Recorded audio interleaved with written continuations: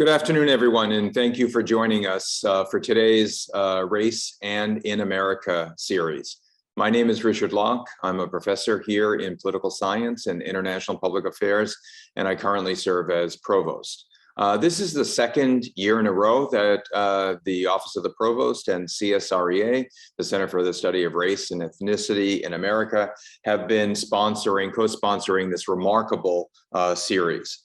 Last year, we had over 3,000 people join us during the inaugural set of lectures.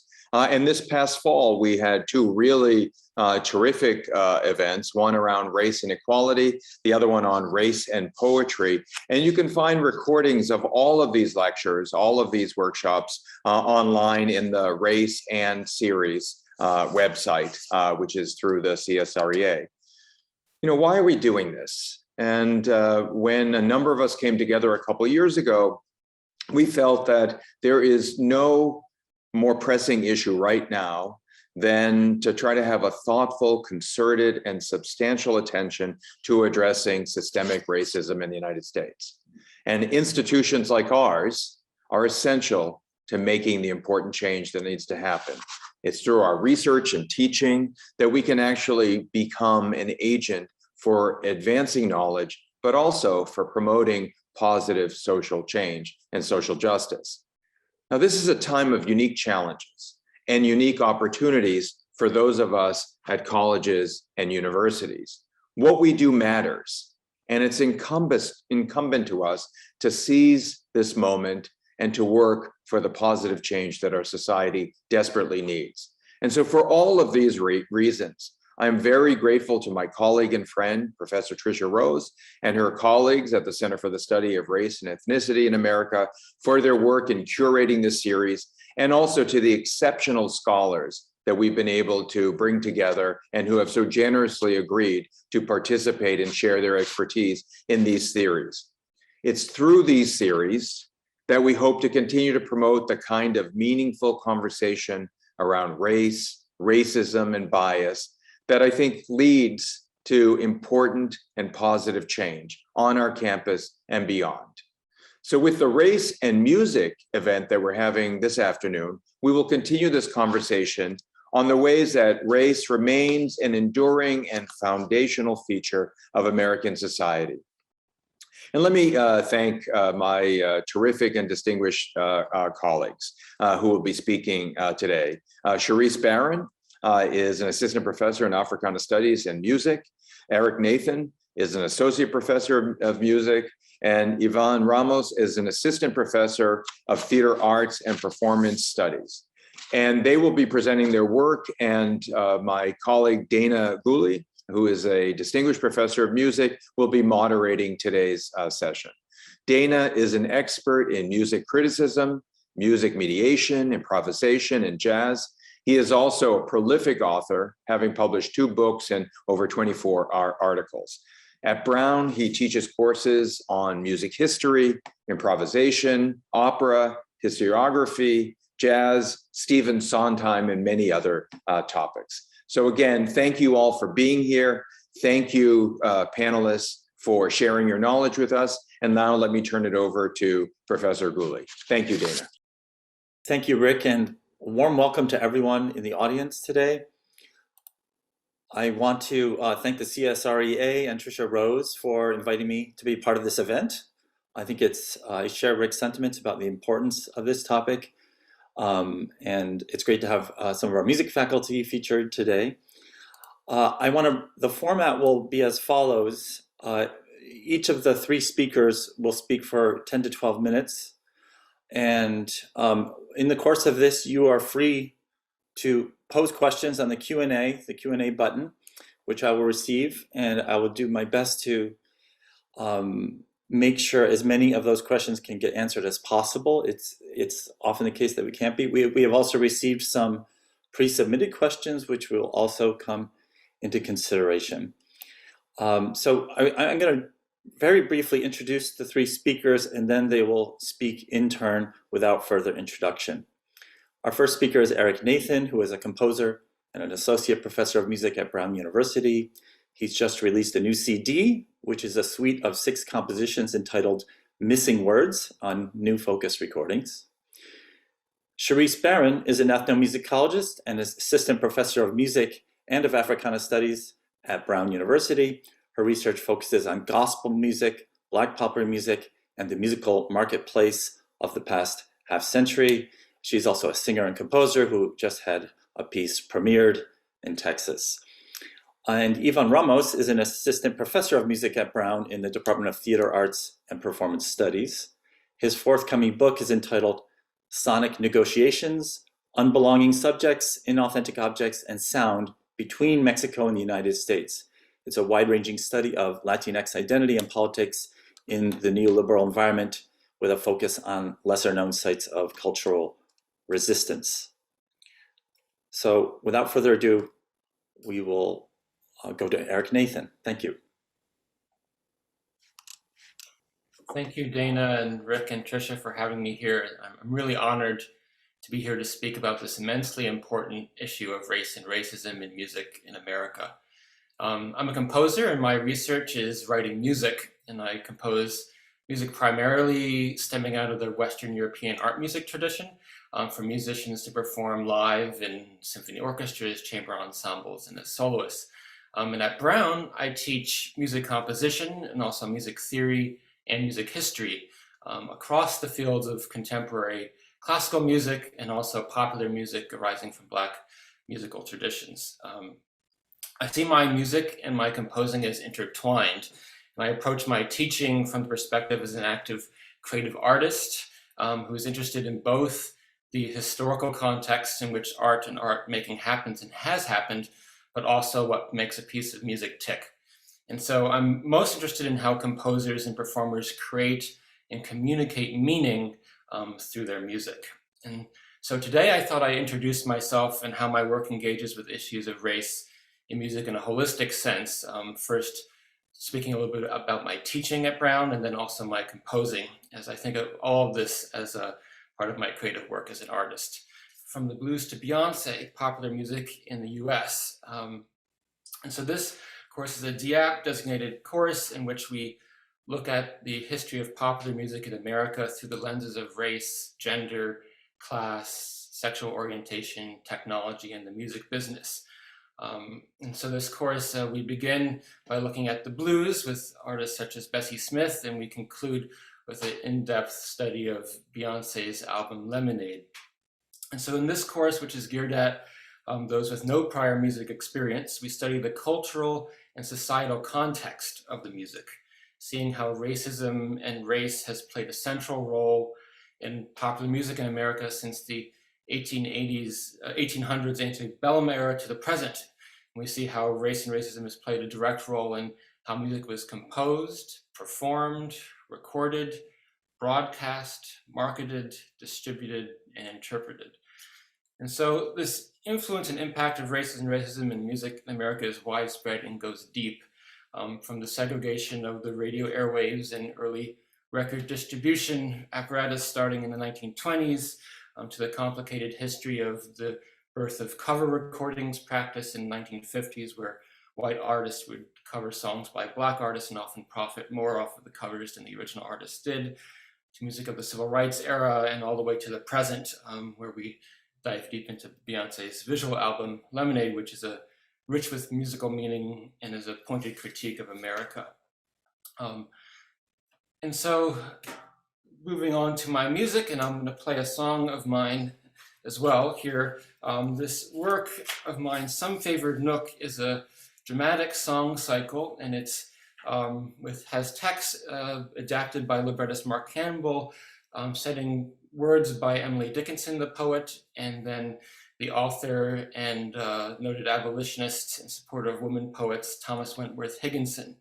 And so my work places Dickinson's and Higginson's writings in the context of the Civil War and the patriarchal society of the time, and uses these texts as a lens to view the social, political, and cultural issues of this early chapter in American history, such as the fight for the abolition of slavery, civil rights, women's rights, and the effects of war, issues that are all as relevant today as they were in Dickinson's time. And so Dickinson and Higginson's correspondence spanned 24 years, And this piece looks at the intimate world of Dickinson's poetry, but also the very public sphere that Higginson encompassed in his involvement as the commanding officer of the 1st South Carolina Volunteers, the 1st Black Regiment in the Civil War, which was fighting for the Union. He was also a noted supporter of women poets and published Emily Dickinson's collected poetry after her death. And so in this work, in my position and identity as a white cisgendered man, I knew I was writing a piece of music about the struggles of people that in my position of privilege I had not experienced directly, namely the struggles of women and Black Americans in Civil War America.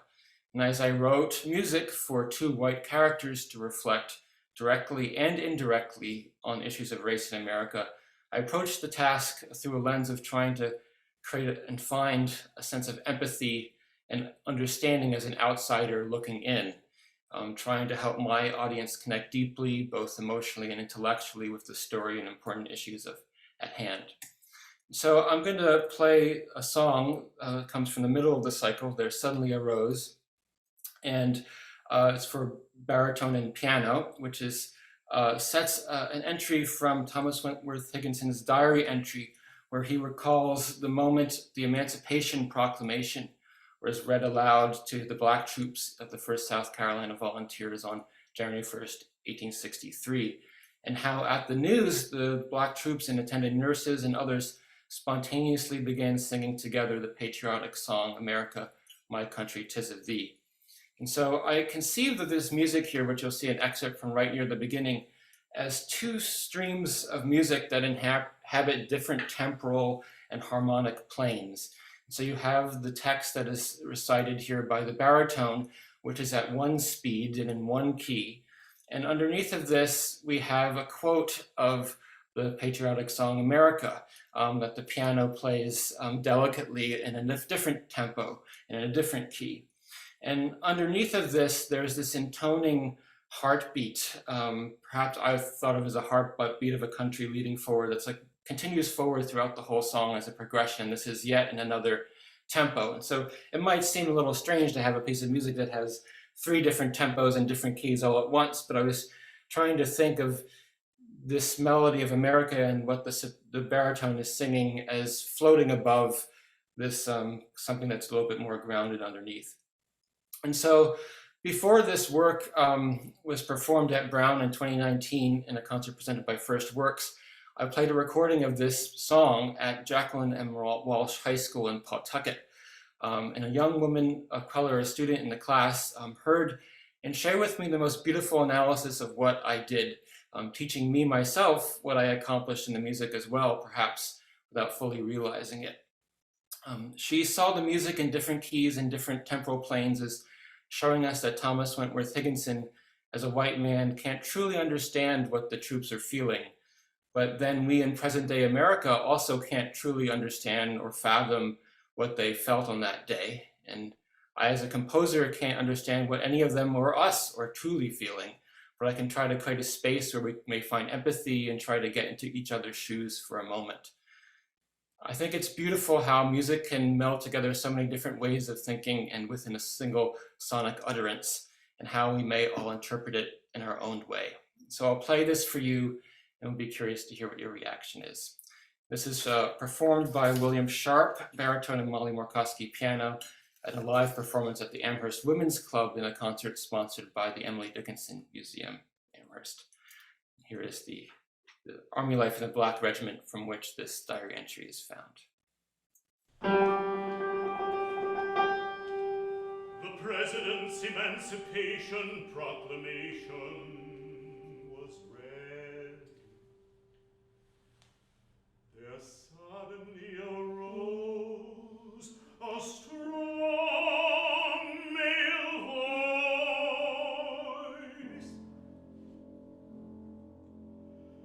cracked and elderly,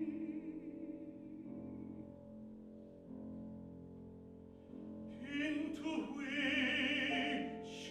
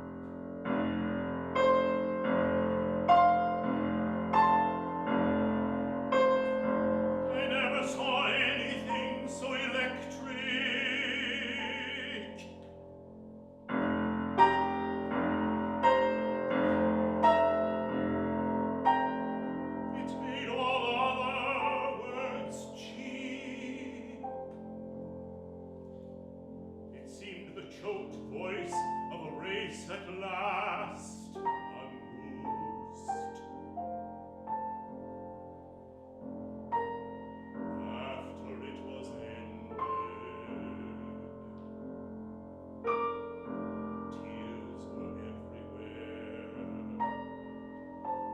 These souls burst out in their lay, as if they were by their own hearts at home.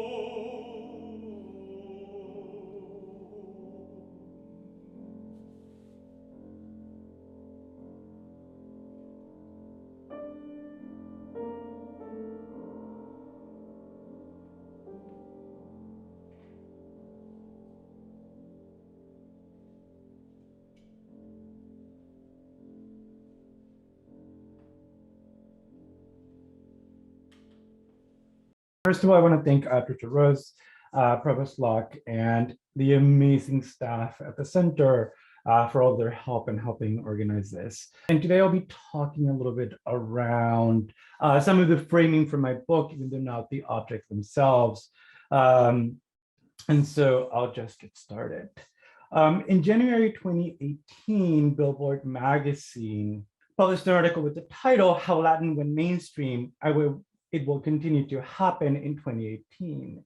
The article points out that during 2017, 19 predominantly Spanish language tracks made it onto the Billboard Hot 100, including Despacito by Luis Fonsi and Daddy Yankee, which at the time had the distinction of being the longest charting #1 single in any language on the Hot 100. Although the news was met with enthusiasm in Latinx markets, those familiar with the crossover narrative of Latin music in the United States could sense a familiar pattern. After all, the idea that Latinx artists had finally arrived in the popular music vernacular of American culture had been repeated in some form or another since the 1950s. And so this is in 2018. This is one from 2020, again, repeating kind of the same narrative, right? Bad Bunny, Luis Fonsi, others have now finally been recognized. And so this has been repeated since the 1950s as the airwaves and mass market forms of distribution emerged in the years after World War II. Indeed, ever since Desi Arnaz and the mambo conga craze of the 1950s became popularized in the US, every decade henceforth seems to have experienced a crossover moment in which Latinx artists take over the popular culture landscape, each time signaling once again that this population had found its way into acceptance in the American mainstream, and each time met with seeming surprise at the popularity of these songs. This new declaration of Latinx cultural supremacy on the music charts happened at the same time that Donald Trump's immigration policies ignited almost unprecedented panic in Latinx immigrant communities in the US, in addition to the government's neglectful response to a devastated Puerto Rico in the wake of Hurricane Maria, might seem surprising at first. Indeed, the article and its assurance that Latin sounds would continue to dominate the charts in this new year might also seem surprising, given that just a few weeks prior, outlets dedicated to covering film and television declared a crisis on the lack of Latinx representation across the media. And yet this break should be anything but surprising. Throughout the past few decades, there has been a recurring disjuncture between the political and the demographic presence of Latinx subjects in the US and the presumed significance of the musical contributions each time a new Latin craze arrives. Indeed, if the material realities of Latinx communities have been consistently cast as eternal outsiders who must be kicked out of the nation, their music has time and again shown the promise of multicultural integration into the national body. And in my book, I argue that rock and its subgenres, especially punk and metal, have essentially been genres that have given Chicana and Latinx artists and publics the possibility to reject these promises of integration in favor of a sonic refusal deeply invested in challenging the status quo belonging. And I'll get to some of that later, depending on time. But today I really want to talk more about this framing. And as Jennifer Stover has pointed out, sound has been an essential, if at times very component, of the very construction of the color line in the US. After all, even as African American artists have been responsible for perhaps the great majority of musical genres and innovation in the US, actual Black communities have yet to benefit in any sort of structural level. And yet the sonic in the US has been continuously imagined as a site of multicultural integration, and decidedly more so than any other form of media. However, each time again that a new Latin music explosion has generated a renewed wave of enthusiasm about the potentiality of an inclusive America, the terms by which Latinx artists come to be acknowledged within larger musical genealogies have been determined by a number of factors in which race, sound, and bodies become equated. For Latinx audiences in this country, the perceived sounds and music that accompany their migration have been essential to imagine their place. In other words, Latinx in populations in the US have been historically closely associated with sound, which is taken to be a central element in imagining their multicultural contributions. The sonic and the sonic allegiances of Latinx Americans have often shaped and followed the narrative of Latinx citizenship to which become accustomed. For example, the 2015 HBO documentary, The Latin Explosion, A New America, takes music as an essential barometer by which to engage Latinx acceptance into the mainstream US culture. As the documentary makes clear, every few years, an emergent genre or new crossover act promises multicultural inclusion. And I'm kind of one to go around in this almost circular fashion, just because as I look, this is precisely the form that it takes, right? Each time there's a new way in which this is a sound that's going to make Latinx audiences finally be a part of the melting pot of America. Most scholarship on music and Latinx audiences in the US stresses the importance of harmonious sounds to the development and strengthening of these communities. Indeed, cumbia, salsa, mambo, as well as later on pop artists such as Ricky Martin and Shakira, import with their music the possibility of expanding the definition of what it means to be an American. However, in my work, I look at the ways in which there have historically been two sides that have promised Latinx inclusion. First, by flattening national and ethnic difference, which is essential, right? All of the kind of differences of where Latinx people come from have to become erased around a sound that makes sense at that level, and including the actual everyday struggles of Latinx people in the United States, food and music. And I'm not going to talk about food today, but in another project, I'm thinking about spiciness at the intersection of queer feminist performance. So for my brief remarks today, I will focus on an aspect that I tackle in my book, the relation between music and neoliberalism's impact on the inclusion of Latinx subjects in the US. So a large part of my book is grounded on the effects that anti-piracy laws that were implemented after the signing of NAFTA had on the circulation of Mexican rock across Mexico and the United States. But for now, I want to focus on another moment that I explore. As NAFTA, so the North American Free Trade Agreement signed in 1994, which was recently in the spotlight during this last presidential election, targeted bootlegs and other unofficial channels through which music circulated between Mexico and the US, the Latino boom exploded in the US. The popularity of this boom hinged on the notion that Latino sounds had finally entered the mainstream, supported by record companies invested in seemingly supporting a newly empowered Latino market. And this is especially important because throughout the 1970s and 80s, record companies had not had the opportunity to sign artists from Mexico especially. So this was a return to the market. Unlike previous historical movements that stressed assimilation as the goal of Latinx immigrant, conceiving this population as an important market demographic relied on stressing not the Latinx's subject ability to assimilate, but their ability to be legible consumers of an emergent market targeted at them. Music played an essential part in this, specifically in the aftermath of the singer Selena Quintanilla's murder in March of 1995. After her death, People magazine devoted a cover story to the popular Tejano singer, targeting her viewing audience across the Southwest, followed by a special issue dedicated to her life and career. And the one on the left with the friends on the cover was available, or most of the US had the friends on the cover. As the sitcom was becoming really popular, the Southwest had the one with the death of Selena. I remember being in middle school and seeing this in the supermarket aisle crossing the US. The important thing about it is that the Friends cover image never sold out, whereas the Death of Selena cover image was one of the fastest selling, if not the fastest selling issue of People magazine in its entire history. As a result, the publishers recognized the existence of a significantly larger potential Hispanic market than they had ever imagined.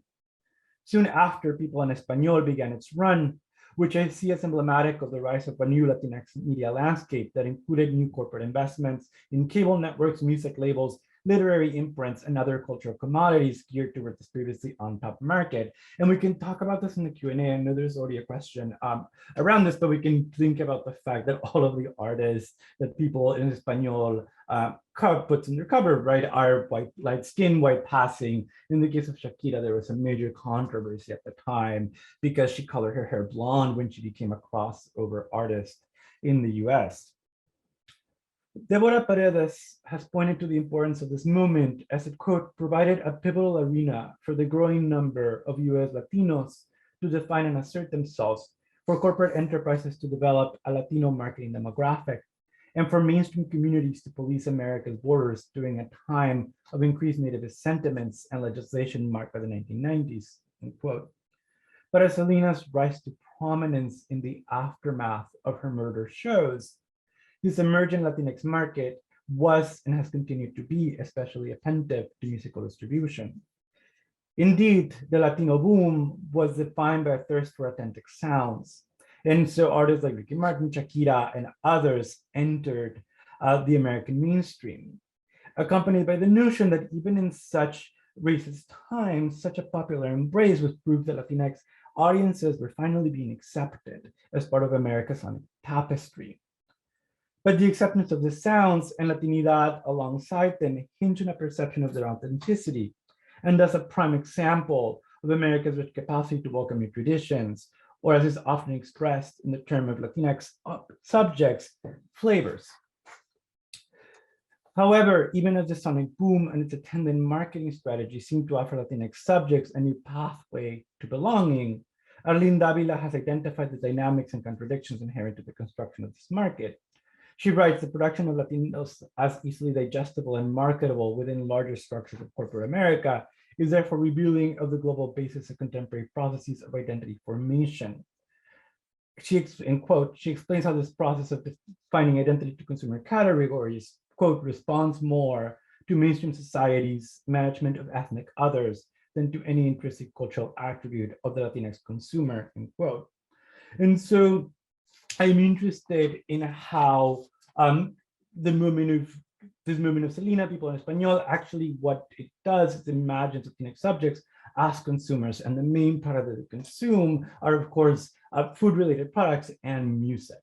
And so the chapters in the second part of my book look at the ways in which Latinx musicians and audiences who make or listen to culturally legible sounds, what I call dissonant sounds, are in turn left out of the narratives of integration, progress, and in the time of neoliberalism, a powerful consumer market. And I'll stop here, I'll just show a couple of things. I kind of talk about Richie Valens as the first kind of like major Latinx superstar who has to change his name in order to be legible for mainstream rock and roll markets. And then the book talks about particularly punk artists like Alice Bag, Rudy Reyes, and Kid Congo Powers, who are kind of left invisible in the history of punk, precisely when the Latinidad comes into play, and at the same time are invisible in the history of Latinx music because they don't play sounds that promise this kind of narrative of integration. And so ultimately, I think about how these questions of politics, of race, of family, of togetherness, and of culture are actually need to be disrupted when neoliberalism and the market become interested in them. And so I'll stop there. Thank you. Once again, I am Sharice Barron, and I have the distinct privilege to study and teach music for a living at Brown University. I am thrilled to be on this panel, and I thank you for being here to think and share together about race and music. Now, I've been a lover of music since I was a child. My parents kept music playing in our household. And by the time I was in the first grade, I was studying classical violin. By the time I was in second grade, I was studying classical piano. And in middle school, I started playing piano in the local church that I attended. In high school, I was teaching and directing the church's young adult choir, and I started playing the Hammond organ in church during my college years. After working as a business systems analyst for several years, I returned to school to obtain a Master of Divinity. And I continued to study gospel music specifically and Black popular music, culture, and religion more broadly during my subsequent PhD studies. In my research and teaching Black popular music, I have been struck by the pervasive racialization of the American music industry. Racial identifiers are deeply embedded and encoded even in the chart names. When you think, for example, of rock and roll, who do you picture? When you think of soul or jazz or pop, country, hip hop, what images, what bodies come to mind? Even when you think about these various music forms that you love. The music genre names themselves are racial markers. Hip hop tends to denote Black men. Soul music is often understood to be music of Black people. Pop tends to represent the white American mainstream. And we tend to think of the same about rock and roll, rock, heavy metal, and so on. And these correlations are not by happenstance. And certainly Professor Ramos made clear that this racialization is not simply in terms of Black and white, but it is certainly pervasive and influential. So I want to give an example of how race factors into the music industry from the earliest days of the industry. Let's go back just to the 1920s, where we had the formation of race records. This was a particular category of music that was targeted to Black people and created by Black people. Race records was subsequently replaced with nomenclature such as rhythm and blues and soul as we moved more towards the middle of the 20th century.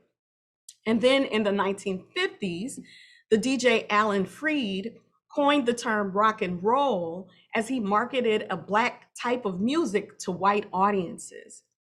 And in the same way that race affects monetary value of property in the American housing market, music artists who are limited to certain minoritized genres have to deal with the financial implications of performing in a genre that is not associated with whiteness. There are instances, though, in which a person from a racially minoritized group can, in fact, transcend the racial markers of a mainstream genre, but often at the cost of some great personal toll. And in this case, I'm thinking of the king of pop, Michael Jackson. He was known as the king of pop, and he was also known for how his phenotype moved more toward whiteness in his adulthood, even as he sang about racial injustice in his music. I'm also thinking about Whitney Houston, who was a pop princess, but she lamented critiques from Black people who said that she had somehow sold out and was not Black enough in her performances. On the other side of this coin, we see white artists benefit significantly by performing music that is somehow encoded as Black. Elvis Presley, for example, becomes the king of rock and roll. And we know one of his main hits is Hound Dog. I'm sure many of you are familiar with his rendition of the song Hound Dog. And I'll just play a tiny snippet of it to remind ourselves of his work. And please note that it may be a little choppy, but I still think it's worth playing it for you. Here we go. You ain't nothing but a hound dog, crying all the time. You ain't nothing but a hound dog, crying all the time. Well, you ain't never gonna rather and you ain't no friend of mine. Old Elvis Presley, king of rock and roll. So again, if you're an adult watching this stream, I'm sure you're probably familiar, if you're from the United States, you're probably familiar with Elvis Presley and his performance style. But are you also familiar with Big Mama Thornton and her rendition of the same song, Hound Dog, which had her at the top of the R&B charts in the 1950s prior to Elvis Presley's rendition. Let's hear a little bit of Big Mama Thornton performing Hound Dog. I just want to let everybody know all about it. You ain't nothing but a hound. When Snoopy around the door. You ain't nothing but a hound dog. When Snoopy around the door. You can wag your tail, but I ain't gonna be you know. That's Big Mama Thornton, who topped the R&B charts in 1953 with this song, prior to Elvis Presley becoming a national and global phenomenon with Hound Dog in 1956. Now, as I talk about race and music, I want to fast forward to the 2000s. And how can I talk about race and music without talking about the Super Bowl? We know that this is the Tuesday following the National Football League Super Bowl 2022. And I want us to think about the music industry as part of a larger racialized entertainment industrial complex. Who can think about football in the last 7 years without also considering issues of race? And I want, again, us to think about the music industry as part of this larger racialized entertainment industrial complex. And we see that race shows up constantly in football in America as a site of correction, as a site of cover up, and as a site of commentary. Music shows up as a site of correction, cover up, or commentary, particularly during the Super Bowl halftime performances. So who can forget in 2016, when Beyonce, who had by this time become a global pop icon, performed her new single called Formation, in which her dancers donned clothing reminiscent of the Black Panthers. Let's remind ourselves of this performance. And again, it may be a little choppy, but I just want you to see the visuals, because today visuals are so closely tied to music that you almost can't hear music without seeing something. So here we go.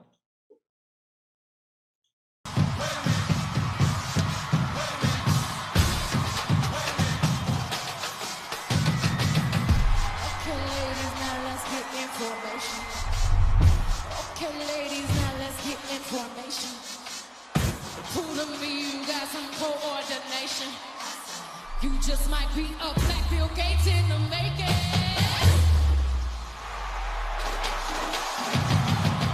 Get it, Alabama, I'm Louisiana. You mix that. So again, Beyonce has her dancers wearing clothing reminiscent of the activists who were Black Panthers. And this performance is taking place in the midst of the Black Lives Matter movement that is taking place across the country, and in fact is taking hold around the world. Various social media outlets reported that many Black Americans were very angry about Beyonce's performance at the Super Bowl 2016, but also angry at her performance of the song, even in the video. And we see clips from the video or images from the video on the screen now. Some said that many white Americans had not seen Beyonce as Black until this song and until these moments and until they heard these lyrics in which she referenced her Black heritage. For example, she says, "You mix that Negro with that Creole, make a Texas Bama. I like my baby hair with baby hair and afros. And I like my Negro nose with Jackson 5 nostrils." This was such a big deal at the time that the television sketch show Saturday Night Live created a skit around the whole situation. Let's take a quick look just at a snippet of this skit in which Saturday Night Live is making commentary on Beyonce's performance and the reception by white America. the day Beyonce turned Black. So in these final moments, let me conclude by pointing to the Super Bowl halftime stage of just 2 days ago. The Super Bowl halftime stage is a coveted stage. And this particular Super Bowl performance was and stage was occupied by artists who I am sure many would agree helped to define the celebrated 1990s era of hip hop music. Rapper producer Dr. Dre, rapper lifestyle guru Snoop Dogg, white hip hop phenom Eminem, and queen of hip hop soul Mary J. Blige took the stage among others. This performance, in some ways, was reminiscent of a Motown review, in that it was spectacle, it was greatest hits, it was nostalgia, and even though Mary J. Blige seems to never age, the performance represented a kind of realization, if not an admission, that hip hop had finally matured or become middle-aged. Now, hip hop began in the early 1970s as a kind of protest music against the dire conditions in which Black and Brown communities were suffering in New York City. But it soon became, by the 1990s, it had become a racialized music whose consumers were just as likely to be white and male as they were to be Black. In this performance, we get a kind of genteel, decades-old performance of Blackness. And it shows to me that not only is the music industry racialized, but it demands certain types of performance of race. To deviate, especially in an attempt to advance one's minoritized race, is to jeopardize one's financial viability in the music marketplace. Thank you so much. Thanks to all three of you for those very thought-provoking presentations. We have a lot of different material to stew over here, but I want to invite the audience once more to submit questions through the Q&A, which I'll try to answer as they come in, or try to pose as they come in. These presentations went in very different directions, but there's perhaps one thread that I think ran through them for me, and it has something to do with something that's attributed to music uniquely among the arts, which is this strong possibility or promise that music can kind of overcome difference, in this case, racial difference.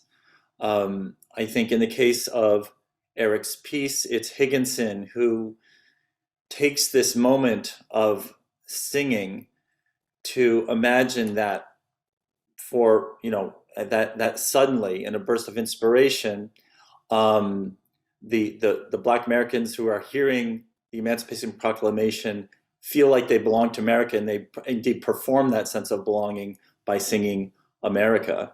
But then in Eric's presentation, there was the counteracting element where a moment of difference, when it comes to interpreting these things, a moment of difference comes to counteract that promise of merging. So in Eric's case, it was the student in the school who said, well, I sort of heard that as the fact that they couldn't understand each other.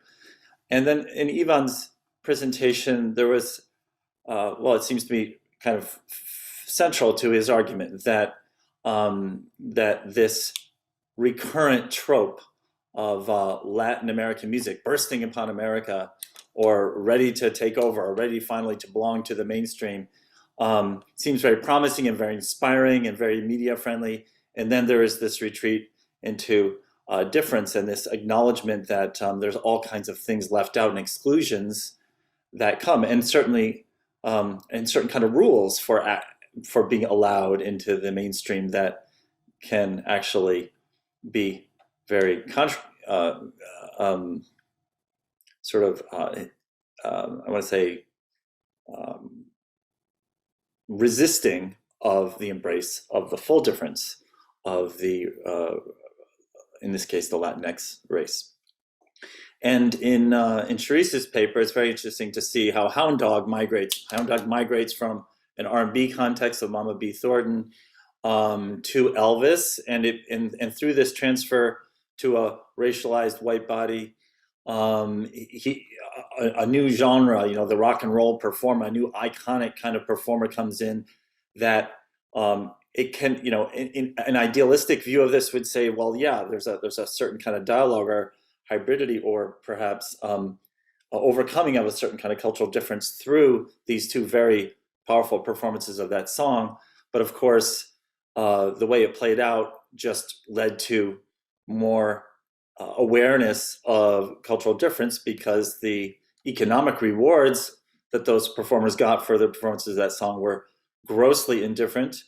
And indeed, the cultural rewards also have played out in a very unequal way.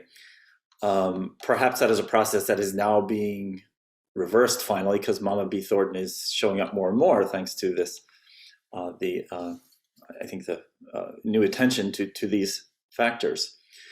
So I see this kind of play, or this promise of overcoming difference, and the failure to actually achieve that as a common thread in everyone's papers. But I want to begin by posing a question that came in before, that I think probably everyone can comment on in some way.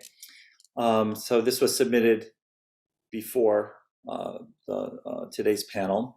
And the question is this: colorism is an element of racism that remains prevalent in music, particularly R&B, hip hop, and pop culture. I'm curious to know if each panelist believes an artist should have an obligation to eradicate colorism in their music, songs, and videos. Why and why not?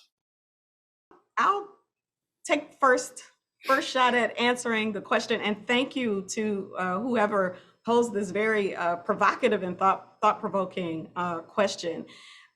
Should every artist try to eradicate colorism? That's a hard question to answer, because it begs the question, how can one actually eradicate colorism? If one is light-skinned, if you're Black and light-skinned, you certainly can benefit from, and you probably will benefit from that if you're in the music industry. But how would you actually go about eradicating it? Is it by speaking about it? Is it by inviting your compatriots who are not as light-skinned as you to share your stage? It's a hard question. I think that artists can't bear the burden of fixing all of the society's wrongs, and certainly bringing awareness to it is important, but there's got to be work that's done outside of the music industry and within the culture to stop people from only giving value to people who have light skin in the performance industry.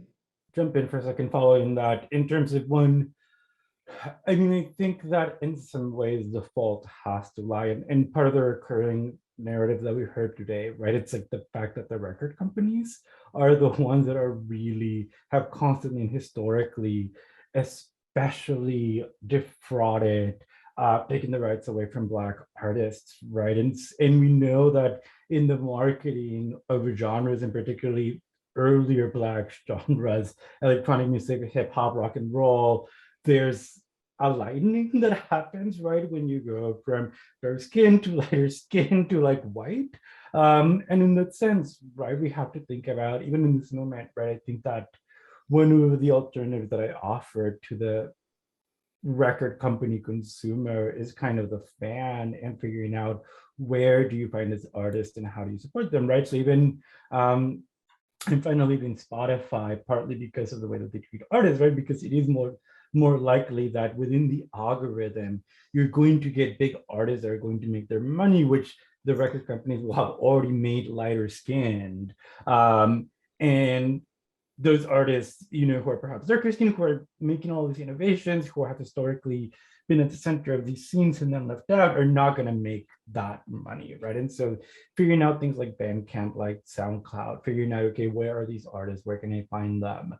And ultimately, I think Beyonce has been so smart in the sense that, yes, she's managed to include all of these the artist, but she still understands what her limits as an artist are. If a record company ever wants to come down on her, despite of her power. So I think that, an artist can only do so much because most artists are just trying to get to their next hit single and survive. It's the record companies that have to be accountable, and the only way to do it sometimes is by removing them as an intermediary between us and the artist.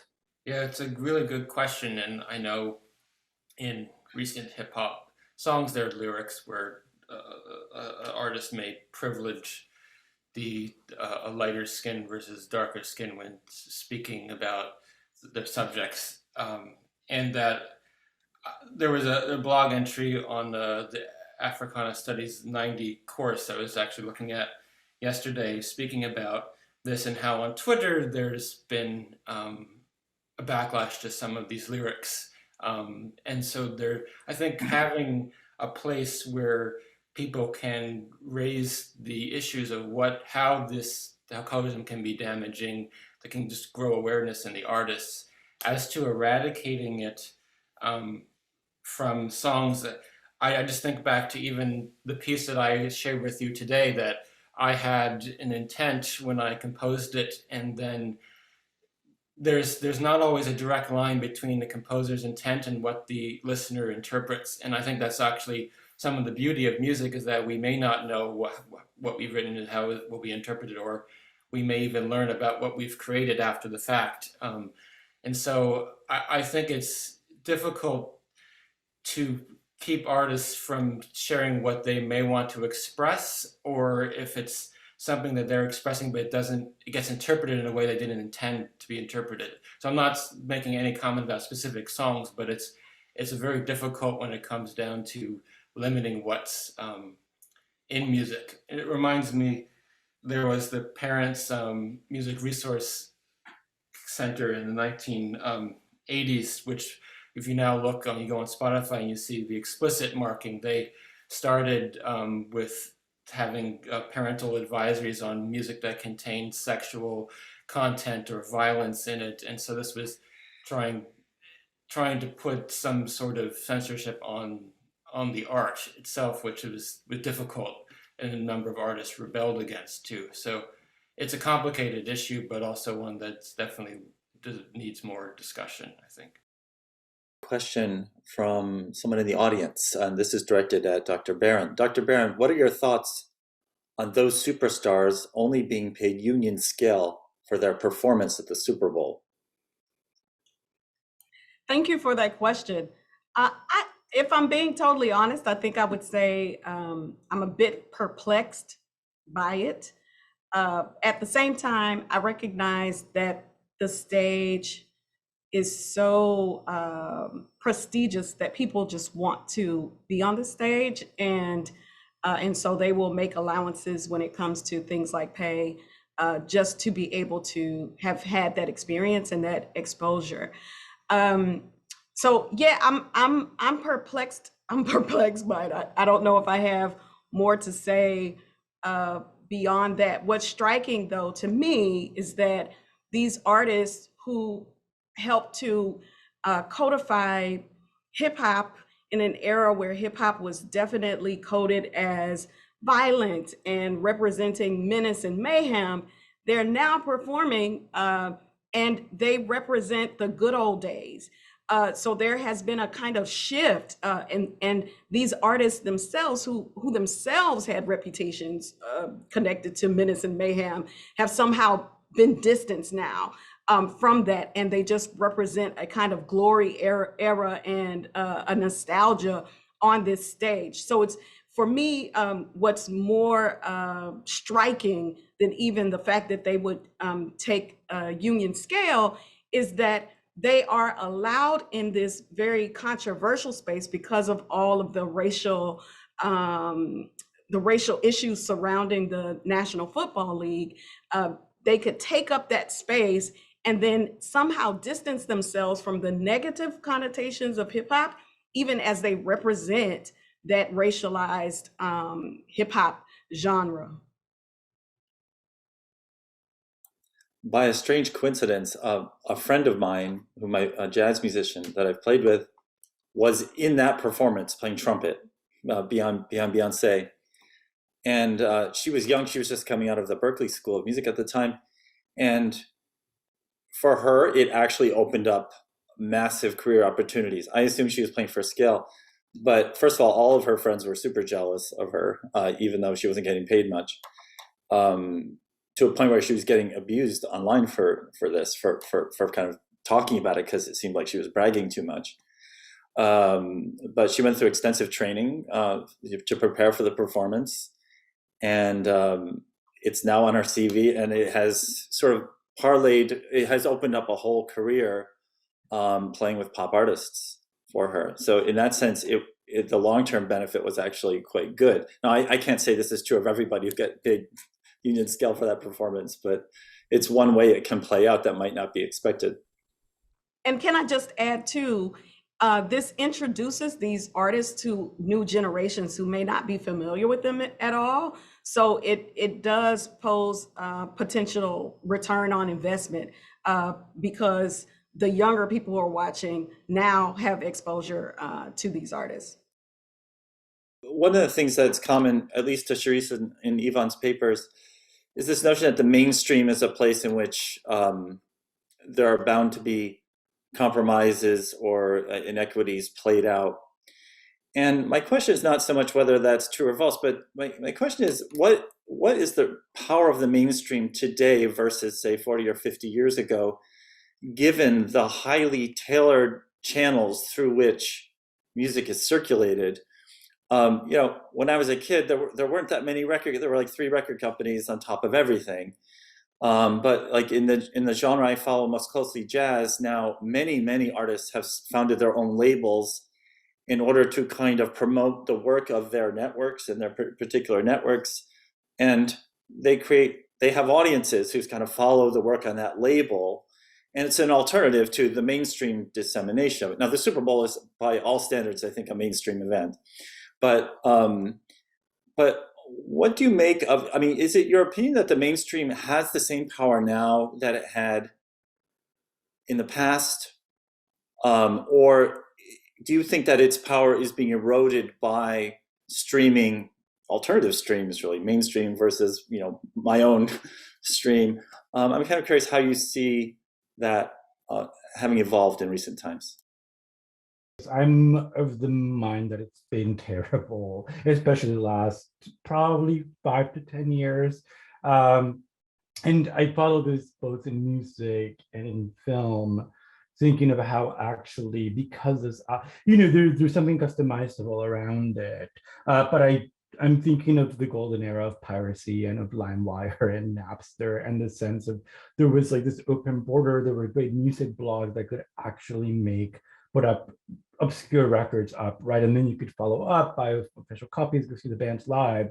I think now Spotify, especially as we've seen over the last few weeks, has really cornered the market in such a way. And I started noticing the reason why I'm leaving is because my own playlists were getting more and more tailored to favor the algorithm and the mainstream than they were to follow my taste. And I think in an era of more and more corporate conglomerates, at least within the pop vocabulary, things have gone reverse because there are fewer and fewer companies that actually control all of these things, right? Like Universal controlling particular markets, all of the record labels that have merged over the last decades.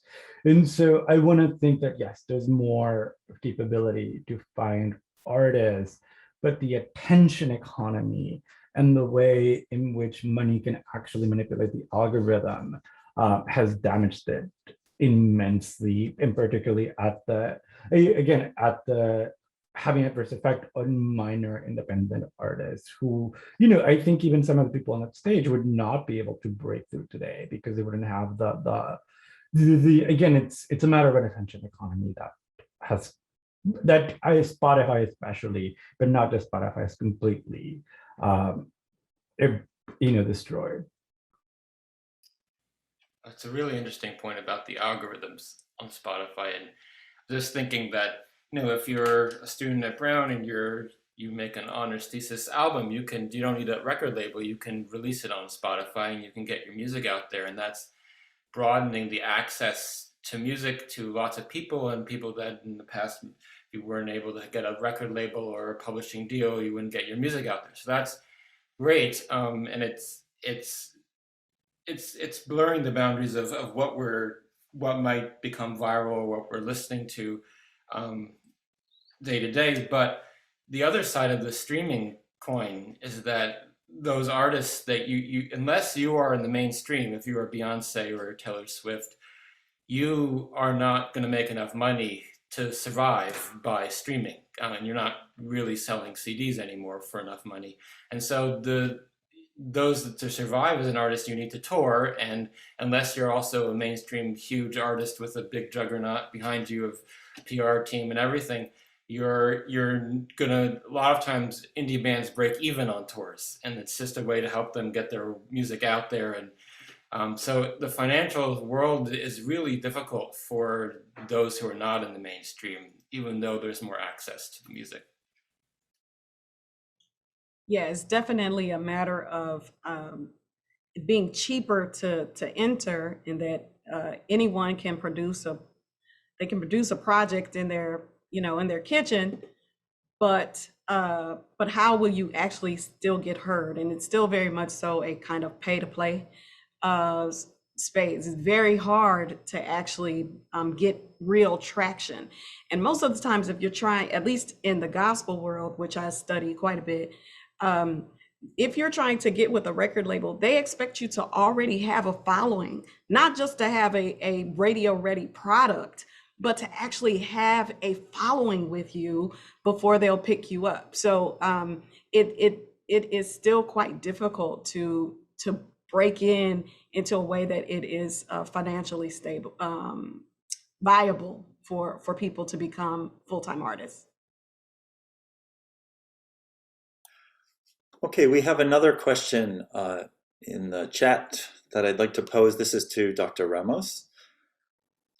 How do the community norms within live music spaces where Latinx musicians perform and participate play into the way you see narratives of assimilation or refusal taking place or being expressed? So I'm trying to think of how, one of the things that I have studied is more underground live performance, but definitely. So I think that one of the ways in which I think and Black artists still circulate is around the radio, and something like the radio festival as still a central market. I haven't followed. I mean, it's hard because there are very few stages in which mid to low tier Latinx artists are actually able to play across the US.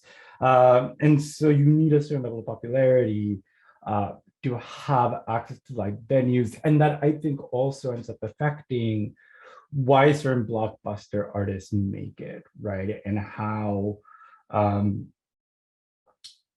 certain, it's weird because it's this market that's ever growing, ever expanding, that more and more people want into. I don't know if you noticed, since we're talking about Beyonce, one of the Billboard images had Beyonce in it, right? And there's this idea that if you don't have that, then live performance becomes actually not impossible to access, but it has to be marketed within certain format. For example, the radio festival, right? And I think that's a genre that I've never quite studied that closely, but one that actually, just having growing up in San Diego, was familiar to how artists got to play. But otherwise, we don't get to see a lot of Latinx artists come around, for example, Providence, because there's not necessarily a market that's going to follow anybody that you wouldn't go see in a much larger arena in Boston, right? And again, it has to do with circulation and who gets played, and who happens to be, legible as Latinx music to certain listeners, right? Thanks. Does anyone else want to comment on that? The norms of live music performance and spectatorship, and how they affect narratives of assimilation? I think this is a somewhat understudied topic in a way, sort of like how you know, definitely worthy of more study, and it's studied more in subcultural studies than in sort of relation to large audience culture, and so I think it's a really good question. Another question has come in. This is for this was actually it's come in two different forms. So it's a question about appropriation. So can the panelists speak to the issue of cultural appropriation? How do people break out of these racially restrictive genres that Charisse enumerated quite clearly? And where do white artists fit into this fraught? It's a good question, and it's a complex topic. In my course, we look at the Rolling Stones, who have been incredibly influenced by music of Black blues musicians, and also the music of Eric Clapton, and who also has said he has done that. And there's a quote that I read from Eric Clapton in my course. He says that, you know, at the beginning of his career, he's playing music and he's imitating the Black blues artists and trying to learn the stylings, learn the way of delivering the music. And then when he has his band Cream, he says he's decided that he is no longer, he can only say and perform the music now as a white man. And so I don't know if we might still view what he's done as appropriation of a culture, or he's taken some influence and tried to channel it through his own identity. I think it still is up to the interpreter to decide, and the artist, I think, can try to do the best they can to understand where their influences are coming from, and how they're engaging with the music. So in that more nuanced setting, if you were to listen to Cream and think, is this an appropriation of blues music, or is this a outgrowth of being inspired by blues and incorporating into someone else's musical upbringing and tradition? It's a really interesting question. I mean, it touches directly on Charisse's discussion of Hound Dog, and you know, this is you know, this goes very far back in the history of, you know, white appropriations of Black music. It's one of the most deepest patterns in the history of American music. You know, I wonder if you think the conversation has evolved or improved along these lines, because I think it is something that obviously happens, but there are a lot of debates among musicians themselves, because musicians are very aware that, in general, the producers are generally aware that they come under enormous influences, some of them conscious, some of them unconscious. There's a lot of emulation involved in becoming a musician, and you know, and within musician-centered discourse, I would say it is absolutely standard to talk about who are your influences. It's like the question number one everyone gets: who influenced you? Which is an acknowledgement that musically we don't just come out of nowhere. We don't just self-form, but we are kind of emulating other musicians, and so and sometimes we emulate across race, and so it's not a conversation that's easily going to go away. But Charisse, so I guess, you know, how can we make this bring the discussion of appropriation forward, or like maybe a more direct way to ask it would be like, is there something Elvis could have done to, or his agents could have done perhaps, that might have mitigated the force of its appropriative character? That's a very hard question. Let me say first that as I think about appropriation and this question of how to break out of the racially restrictive genres, usually for a minoritized artist to break into the mainstream, you know, someone like a Michael Jackson or a Whitney Houston, or various Motown artists that were able to break, there's usually a machine behind them that is keeping their face, their music in front of people, and also shaping their music to be palatable to white consumers. So there's a lot of work that has to happen in order to break out. And this is one of those things where the closer you look to white also helps, can help you, these sorts of things. This is where we get to the color and all this sorts of things. So it goes back to what Professor Ramos was saying about how a lot of this is about the record companies and how they're cultivating taste, desires, understandings of what is and what is not mainstream, what is and what is not black or white or any other kind of race. So there's the issue of this being able to break out, and then there's the issue of a white person being able to benefit from the cultural production of a minoritized group and then profiting from it. But the question of how can a white person not make that look like appropriation is a very difficult question to ask. And I think I'm not sure there's an answer to the question, at least as I sit here right now. I think perhaps what may be a better question is how could Elvis have helped more people from whom he borrowed and who influenced him? How could he have helped them to take up some of the space that he had? Because clearly he surely had enough to share, right? He had enough of the marketplace, the market share, the stage to share. And was there a way, in my mind, I think a better question or a more generous question, without making Elvis sound like a villain, would be to say, how could he have potentially done the good work of helping these minoritized communities benefit more from what he was doing, and being intentional about that. Acknowledging certainly helps, but just acknowledging is not enough. It's absolutely not enough. Now, I will say too, what's very interesting, Dana, you've touched on the fact that among musicians, there is a lot of artistry sharing. There's across genre, from jazz to hip hop to gospel, to pop, all these musicians, they're basically the same, and they're circulating across these genres.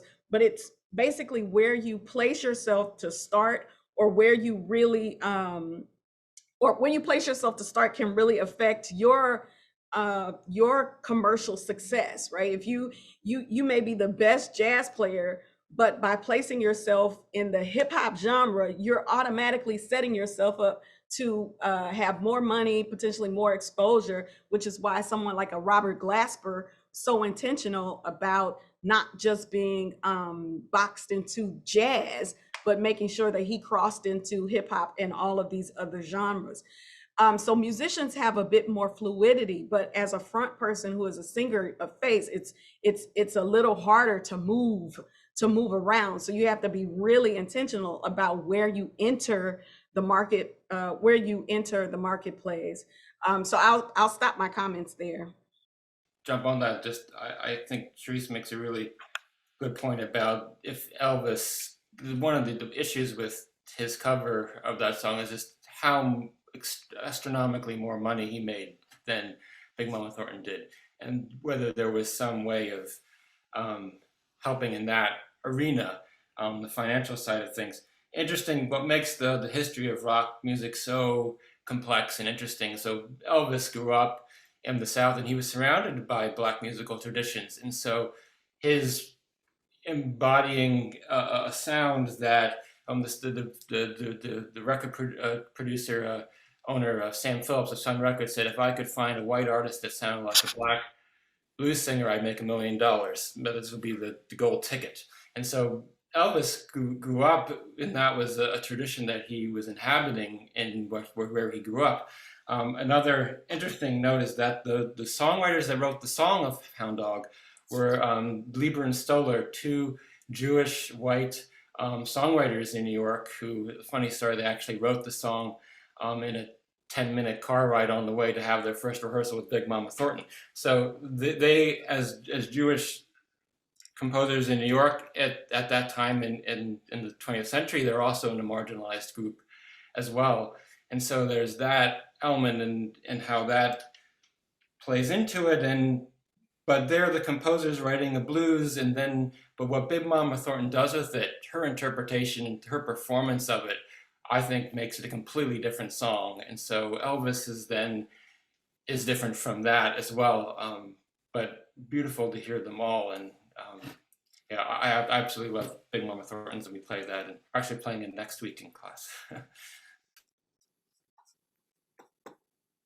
Actually, if I could ask a question of Dr. Barron, related to that, do you think, not to go back to the Super Bowl, but in my pop culture curiosity, you think Eminem is a model of that? And I think about how, he was, right, on Twitter, he was being celebrated, right, for doing the the kneeling move, right? And I don't know, you're somebody who I just didn't know how to take on that stage, as whether, yeah, I would love to hear you talk about that.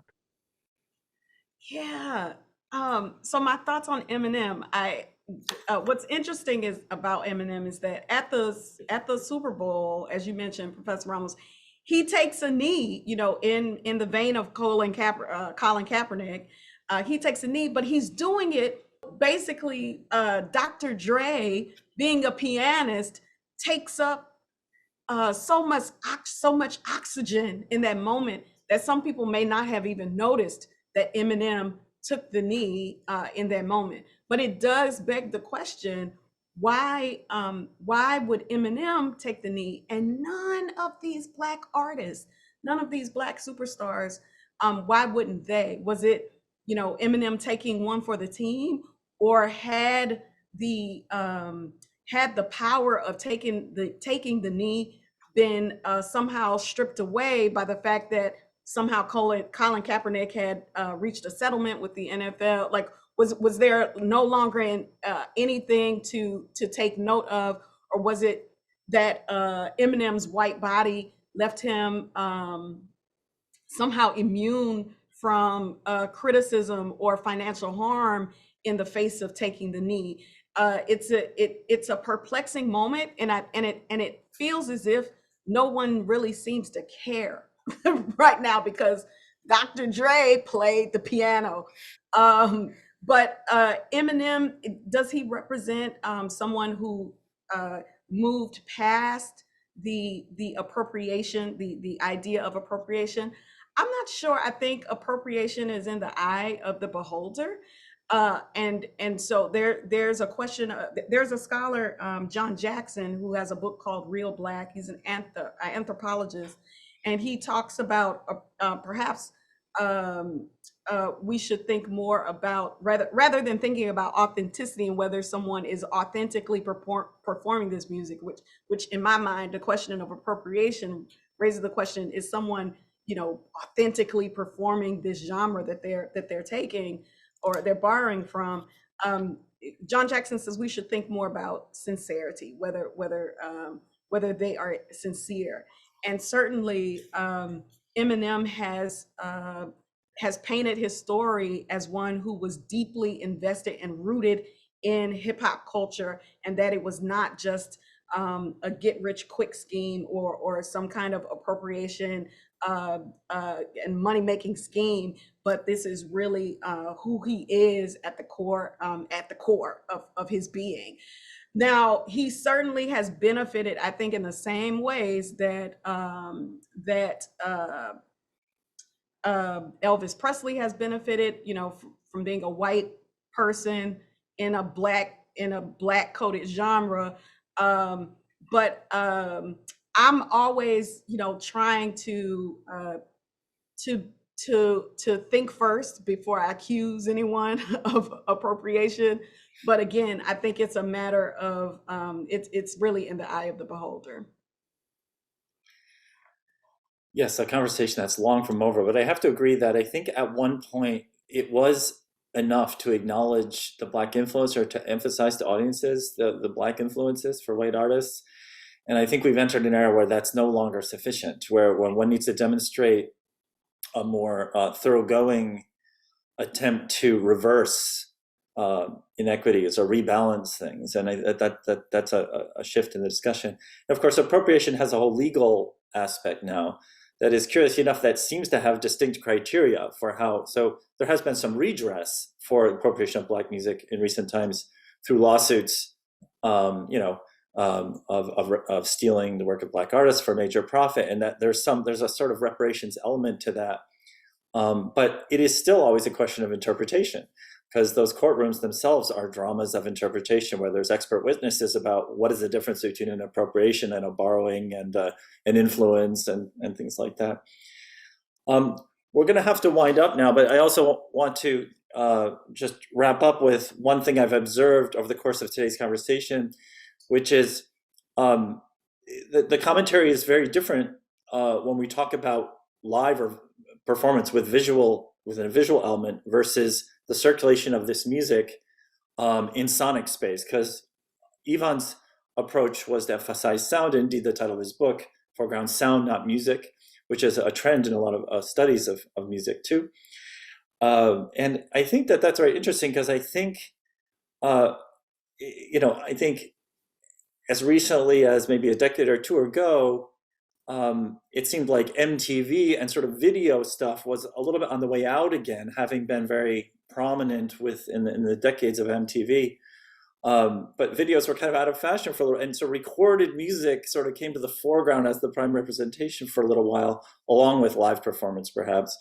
But the mention of Lemonade, which I think Eric mentioned, but others too, as a visual album, is a sign that I think things have kind of in a different direction towards now a more predominantly visual mediation of the music, which then shifts the degrees of possibly overcoming difference, or the projection and the signing of racial difference in interesting ways. So it's a very much a fluctuating thing. I think that's what makes the conversation about this topic difficult right now, is the distribution, the channels of experience are so varied and hard to manage in recent times that we have a lot of work to do ahead of us. So I want to once again thank all of our panelists, and I do want to thank the staff of the CSREA for their expert handling and preparation and all the work they've done in the chat to keep people informed and give them links to further conversations about this. So thank you all. We are finished for the day, and have a great afternoon.